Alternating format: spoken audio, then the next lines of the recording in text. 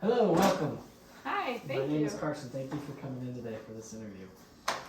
I am the owner of Indie Clover, and we're looking at expanding to different stores. And in reading your resume, I think you've got some good experience that would help me and my team expand. So we're looking for a store manager. Awesome. And so that's what this interview is. It should be about 10 minutes long. Awesome. So the type of questions I will be asking are about your past experience. I really want to know why you will be the best candidate for this job. Okay. Feel free to ask me any questions or use your past experience to help solidify why we should choose you as our store manager. Okay, awesome. Thank you. So first of all, tell me about yourself. Who is Hailey? My name is Hailey Rasmussen. I am a student at Utah Valley University studying business management right now. In the past, I've had retail experiences, and I worked as a personal assistant to the owner of an event rental company. And through that experience, I had the opportunity to work with clients and keep track of inventory. And through that experience, I learned the value of teamwork and communication with customers and just how important it is to keep good inventory. And so I feel like I could be a great asset to your company. Excellent. I've got a list of some questions just asking about your experience, so I'll go ahead and jump right into those if that's okay. Awesome. Tell me about a time that you showed initiative. What prompted you to get started, and what were the results? Yeah, so at my previous retail store that I was working at, I realized that the software was outdated and that it could use ways just to make our store run smoother and help with customers and everything. And so I talked to my manager and we worked to switching over to a new software, and initially it took some time and a learning curve for the employees, but overall it was a lot more efficient, and it helped so that we could help a lot more customers and keep the orders on track. Awesome. What was the most useful criticism you ever received from an immediate supervisor, and how did you embrace that feedback and achieve a positive outcome? Yeah, so when I started my job, it was called the Baby Cubby. It was like a store for selling baby gear and everything. But we had to become certified, and so we had to pass off a bunch of tasks and learn how to install car seats and everything just so we could help customers feel more comfortable. And it was just taking a lot of time, and so one of my supervisors suggested that I came into work every shift 15 minutes early so I could study and work on that. And because I did that, I was able to pass off my everything a lot quicker than anticipated, so that I was able to help customers quicker and give them a positive experience in the store. So it sounds like you're pretty good at taking criticism and capitalizing on that. Is that? Yeah, I try to learn how to do that, and so I can be the best employee. Awesome. What do you feel that you have to offer above the average employee when it comes to accomplishing your daily responsibilities and goals? Can you share a specific example? Yes. So I always strive to go the extra mile to help customers. Somebody showed up at one of our stores just 5 minutes before my shift was about to end.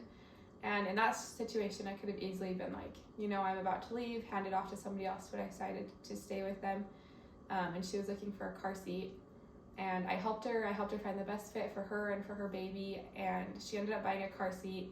And then they ended up coming in quite a few more times, and every time they would come in, I'd help them out. And so just that was able to, I was able to capitalize on that experience, and we were able to have a happy customer, and she made purchases, which was awesome.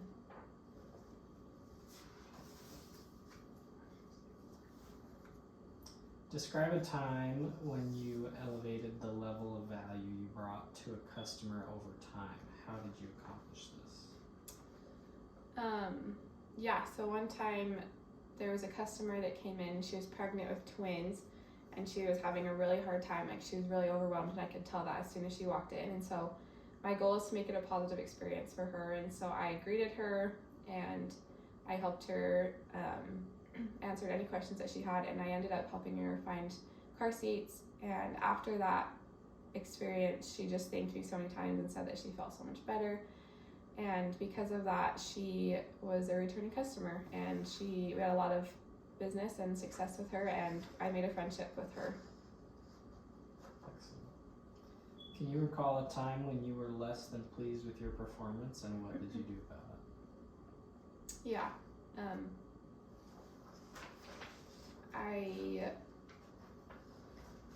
We had a goal as a team to earn a certain monthly goal in a previous one of my sales jobs, and we worked really hard for that goal, and we ended up just falling just short of that goal. And so what we did was the next month we tried extra hard and set a higher goal, and we were able to reach it. And so just there's the importance of never giving up on a goal and working harder the next month if we don't achieve that goal.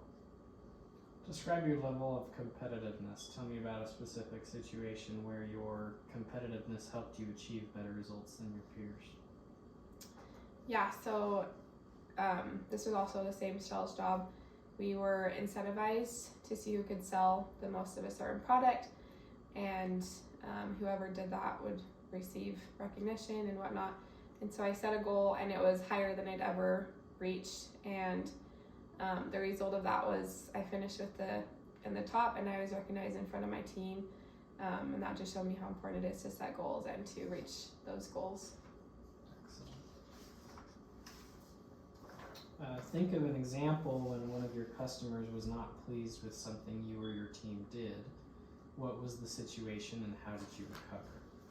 Yeah, so I was working as an assistant to a manager and at a retail store, and one of the employees sent the wrong stroller, and so when the customer received it, they were leaving on vacation the next day, and so she called in pretty upset. And so what I chose to do is make it right, and we had her stroller, somebody drove it to her house and had it delivered that day, and that person was so grateful, and that customer relationship was mended, and they ended up continuing to be a customer.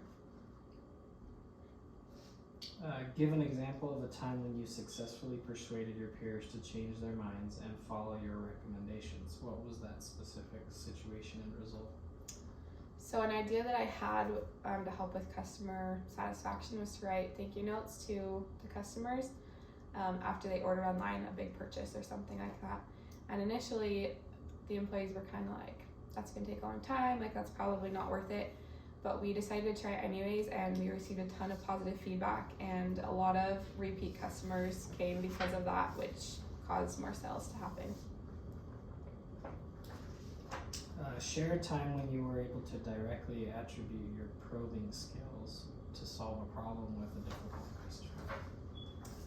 Yeah, so we had one situation where a customer called in because they were really upset, and they said they hadn't received their package. And so what I did is I looked into our system, looked at their past history, and tracked their package, and it said that it had been delivered. And so I talked with her, and she calmed down, and we figured out that she had sent it to a different address, and so she was able to receive that.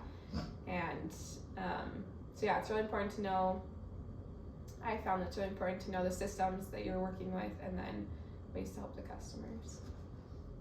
Tell me about a time when you identified a new, unusual, or different approach for addressing a problem or task. How did you come to this solution, and what was the outcome?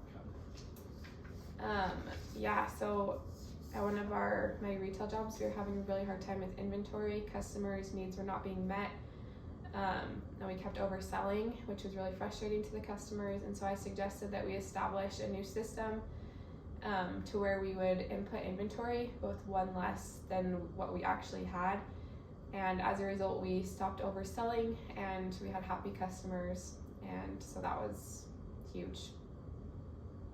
Awesome. From your experience, it seems to me like you you were a good candidate for this position. We do have a lot of other candidates that are applying for this job. So why should we consider you for this position over other people? Yeah, so I feel with my previous experience in retail and as an assistant to manager that I would be a great fit, and also I have had a lot of problem solving opportunities with customers, and I enjoy talking with people and with customers, and I feel that I would be a great asset. Do you have any questions for me? Yeah, so first question is, what do you expect from me or from a future employee? Yeah, so we're really looking for someone to take over this store so that me and my team can be hands off. We find a lot of value in finding team members who are not afraid to make mistakes. We will always be here for support if you have any questions, but we really want this to be your project, your store, and so the more in the weeds you can get, we feel like the better it will be for you and for your store. Awesome. And then just one more question. What is my next step? What can I expect, and when should I expect to hear back? Excellent question. So I've got a couple more interviews today, so you can expect a phone call or an email from us tomorrow about our decision. Awesome. Thank you. I am definitely interested, and I love your company and what it stands for, and so I'm excited to hear back. Excellent. Thank you very much. Thank you.